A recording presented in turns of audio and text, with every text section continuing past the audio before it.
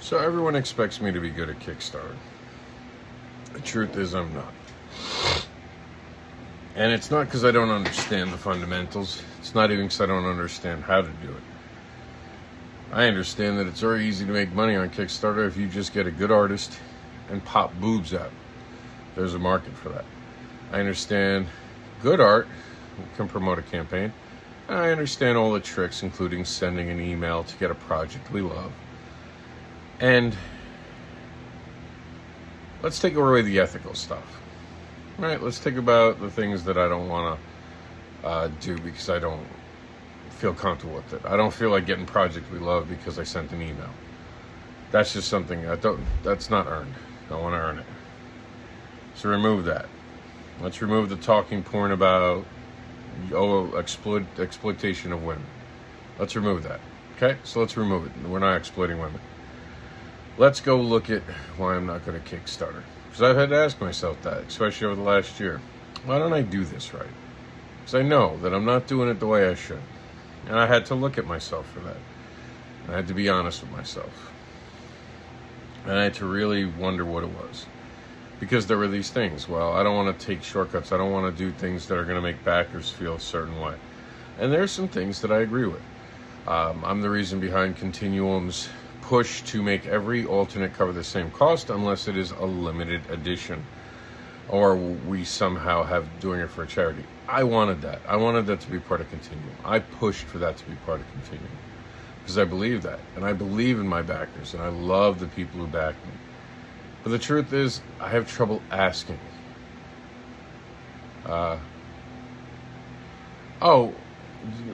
Dude, I appreciate it, but I'm not down on myself. You'll hear it. I promise. Stick with me. You'll hear it. And so I have to look at my. I had to look at myself and really figure it out. And I realized there was something deeper. And I've had people tell me that I don't want to be successful. That's just not true. That I'm afraid to be successful. It's not true either. I've been very successful in life, actually, in other endeavors. I've held a lot of positions of management. I was so good at my job that I had a bad attitude, and I was still getting promoted. And people still came to me. You have to be good at your job if you're going to be an asshole all the time. And I was that good at my job. I only ran into problem with people who were trying to control me. And slowly they realized they would never control me. Truth is, I don't think I deserve it. Or at least I didn't until recently. I have trouble with Kickstarter because I feel like I'm asking people to help me. And I'm not okay with that. And that's on me. Totally on me. This is not a judgment against anyone else. I'm not trying to throw shade in this video. Fundamentally, I see it. Are there things that other people do that I don't like? Yeah, but that's not what's stopping me. And for a long time, I told myself, well, it's because I don't want to do boob covers. I'm not giving something that they want. But the truth is, I don't pre-campaign. I don't get energetic. Like when I'm on the show floor, my pitch is so much different. You know what I mean? Like I'm on fire. I put it out. I get the sales based on pitches alone, based on that. People who've seen me and it said it's impressive. I can sell other people's books. I'm good at giving a pitch and making people believe. But there's always this, even on the when I've done cons, I can feel it. I have trouble closing the sale. And I have trouble with that because there's been so much in my life that has been negative said to me and done to me, and so much abuse and so much what I didn't even realize I had, PTSD, that I don't believe in myself. And that sounds weird. And it's weird because I can disconnect. When I'm pitching a book, it's about belief in the book, so I can do that. When I advocate for other people, I believe in them, or I believe in their ability to have a shot. But when it comes to me, all I hear is you're stupid. All I hear is that you're worthless. I hear words that my mother said to me, and she's no longer alive, so I don't want to bring up bad things for my family that might watch this, but there were really awful things said to children. And I got all of it.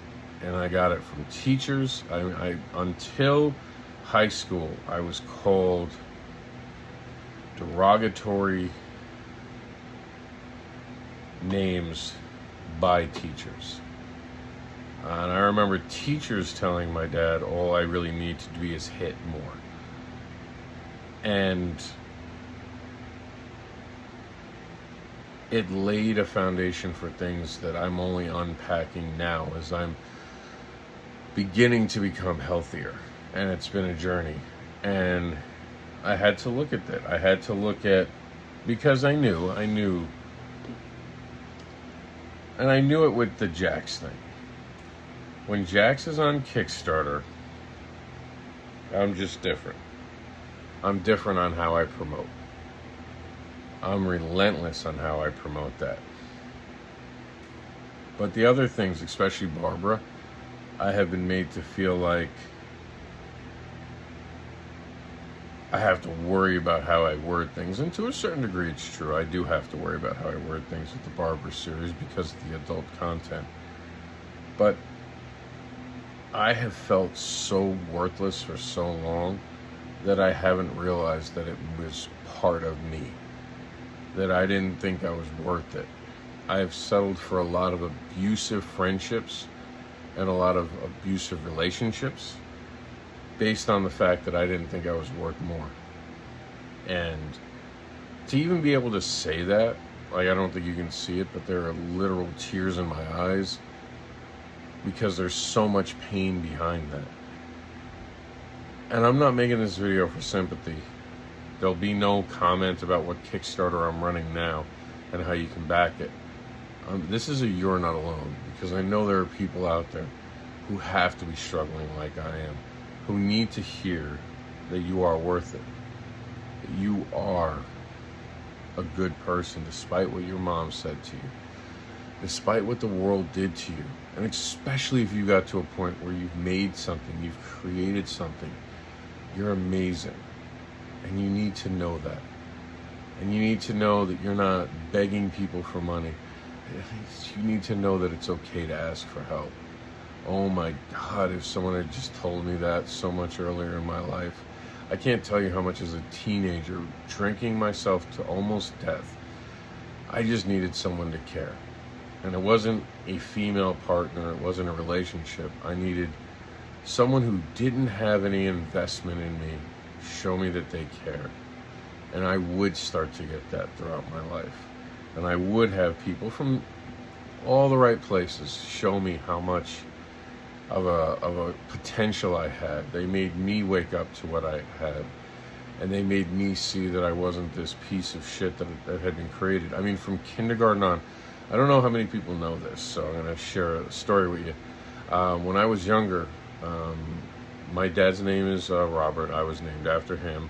When I was younger, I was called Gregory at home to stop the confusion between my dad and me. And I just knew Gregory. Gregory or Rahor, because that's how you say it in Ukrainian, apparently. That or they were making fun of me and never told me. But either way, Rahor.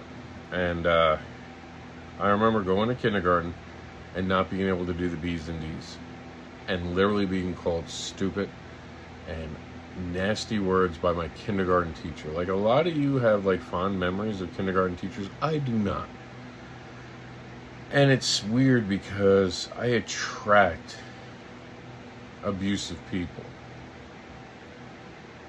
And I don't know if they smell it on me. I don't know if I just have that energy. Maybe the world just wants to send people that my way because they know that I can handle it and maybe change the situation. I don't know. But I do know that I have survived so much, and so have you. If you're watching this video now, that means you survived it. And that means it's time to learn how to thrive. And you have to kind of look beyond yourself. And sometimes it's going to have to be looking for the bigger answers. And it took me looking at, well, okay, I've never been really good at Kickstarter. Why is that? And I assumed maybe it was my ADHD and I wasn't being patient enough. But instead, I took the time and I really asked myself some hard questions. And I went down it. Oh, I'm not making a lot of money because I don't do boob covers. That's not something I want to do. But that's not true, because there are people making good money and they don't do boob covers. I don't want to buy an email list because I think buying an email list is the wrong thing to do. And I know other creators who have done that. Okay, there are some, and I do know for a fact, believe it or not, that there are people who you all probably look up to that have bought email lists, and the only reason they're so successful is they've done things unethically. And I don't want to do that. So, okay, that's a small group. Again, I can't say that. I know a lot of creators who never did that, never bought an email list, and they're great at Kickstarter. And then it comes back to it. I don't feel worthy. When I first got called the Indie Advocate, I did not feel worthy of the title. And that has been something I have had to come to terms with. That I'm not that kid, and I was never that kid. I was born in a generation that didn't understand dyslexia. They didn't even try to look for it. To be honest with you, they probably would put me on the autistic scale nowadays. I probably do have because once Jax got diagnosed with the autism, I went and did a lot of the tests, and one of the things that came back, what's the term? And it's only when you're on a live you can't remember it. The term is it's when you have trouble controlling what you say, and you just are very, I can't think of it, but the basic term is that my mind thinks in a linear way and only sees things rigidly sometimes. And I've given the proper information, I can actually adjust it. And sometimes I have to remind myself to not be so rigid with conversations with people, because I can be, and I just blurt it out. And I feel so bad I can't remember it, because it's no longer actually a diagnosis. They found out it's actually more attached to things. So, and people have said it to me many a times that I probably have it. Because I do just say what's on my mind.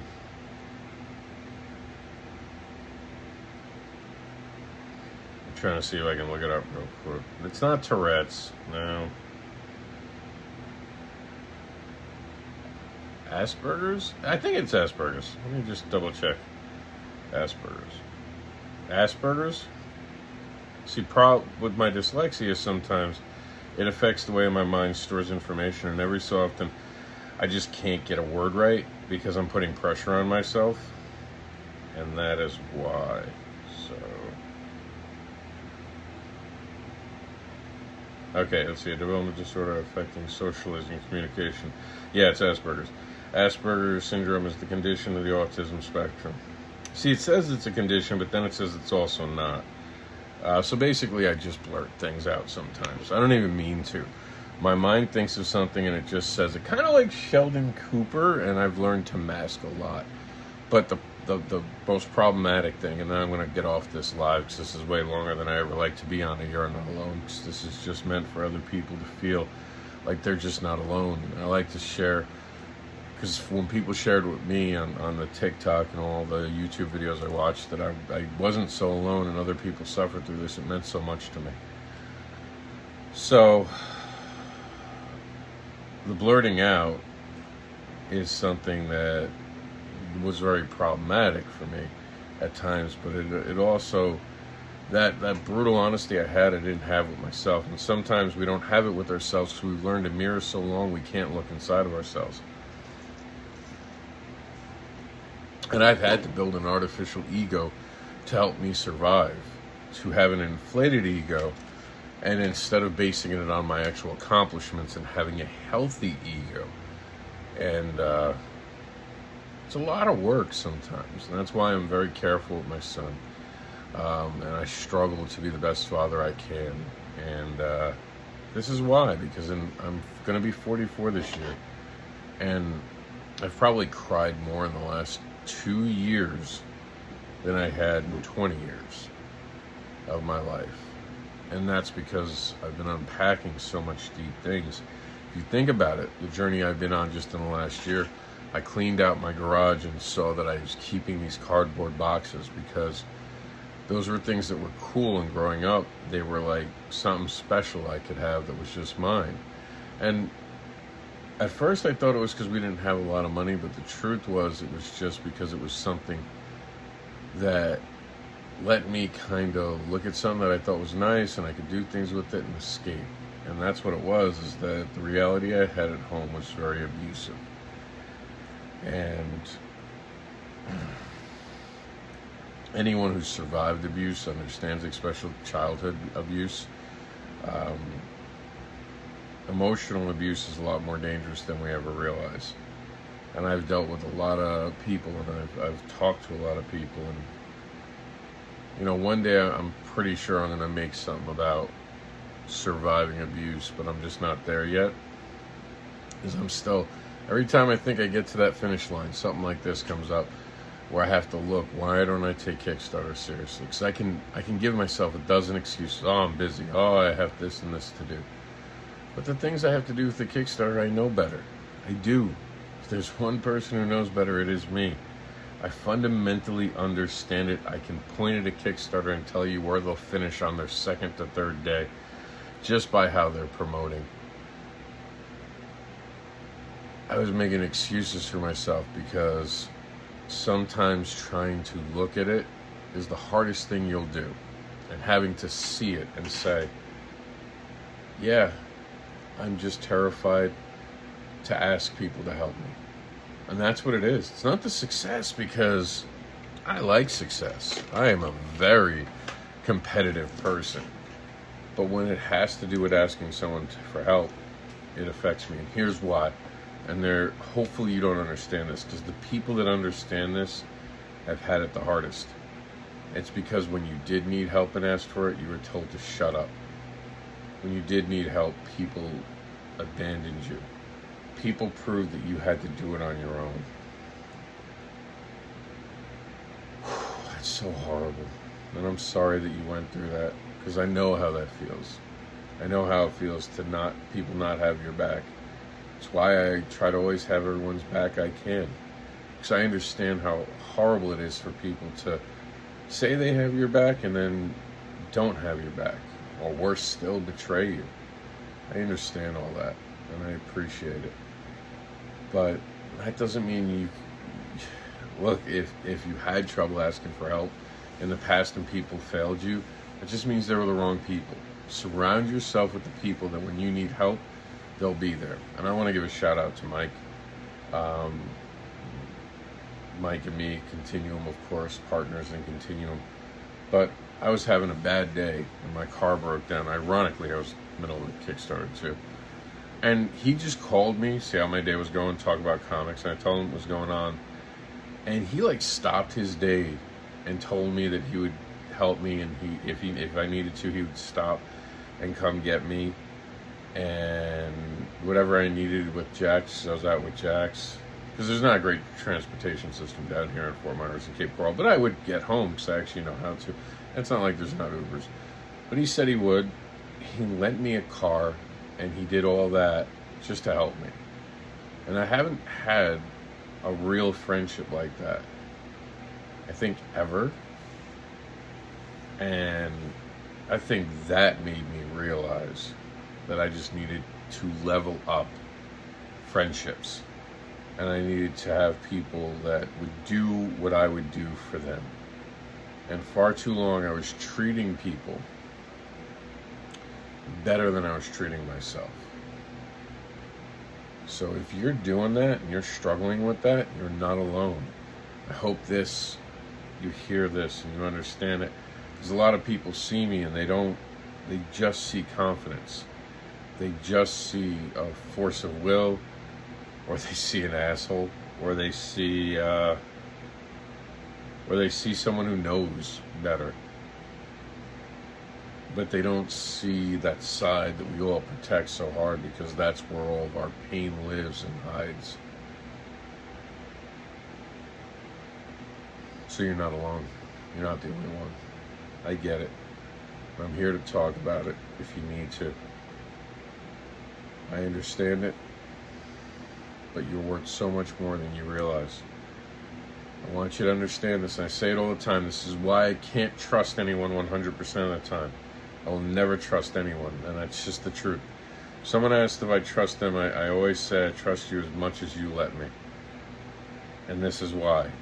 Throughout my life, I have screwed myself over. So if I couldn't always take care of myself, how can I trust anyone else to always have my best interests first? That's it.